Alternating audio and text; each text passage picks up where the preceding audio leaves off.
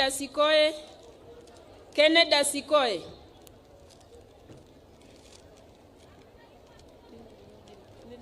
Huyu ndiye Asikoe. Asikoe njoo. Wewe ni Asikoe? Okay, sawa. Njoo uongee basi. Wewe ni nani? Yeah? Kinoti Paul. Kinoti Paul tupatie story. Yes. Okay. Asanteni sana. Kwa jina naitwa Paul Kinoti, mkaaji pia wa Meru, na mimi pia ni mwanabiashara. Nitasema ya kwamba kwa dhibitisho langu Hustler Fund kweli imenisaidia, sababu mimi nimekuwa mtumiaji wa Hustler Fund tangu ianze. Wakati ilipotangazwa na rais wetu mpendwa ameanzisha, mimi akisoma siku hiyo ilitangazwa ndio niliregister, na saa hiyo nikaanza kuomba. Limit yangu ya kwanza nilianzia na 1500. Nimekuwa nikiomba na siri yangu kwa hiyo pesa nilikuwa nafanya hivi, ndugu zanguni. Niko na biashara yangu ya kuuza madawa ya kilimo. Nikasema hiyo limit ya 1500 inaweza nunua hata pisi 2 ama pisi 3. Na hiyo pisi 2 ama 3 nikinunua, tuseme pisi moja inaweza nunuliwa na 500.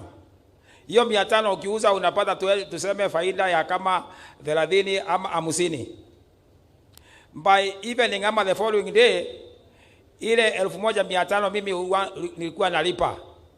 Nikilipa jioni ama the following day again naomba tena. So in a week nilikuwa naweza kuomba kama 1500 in a week, unapata umeomba hata 5000. Hiyo ndio siri nilikuwa naye. Na kwa sasa mimi limit yangu ilitoka kutoka 1500 ikaruka 3000, mara 3 nikarukishwa 12300.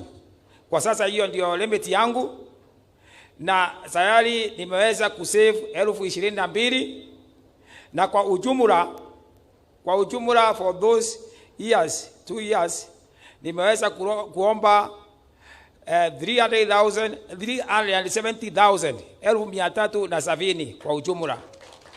Hiyo pesa imekuwa kwa circulation ya biashara yangu, na kwa usema ukweli nasema rais wetu hiyo fund ambayo umelete, naweza kusema wale ambao hawaombi hiyo pesa, kusema ukali sio umaskini, kwa sababu maskini kweli hata shilingi hata 500.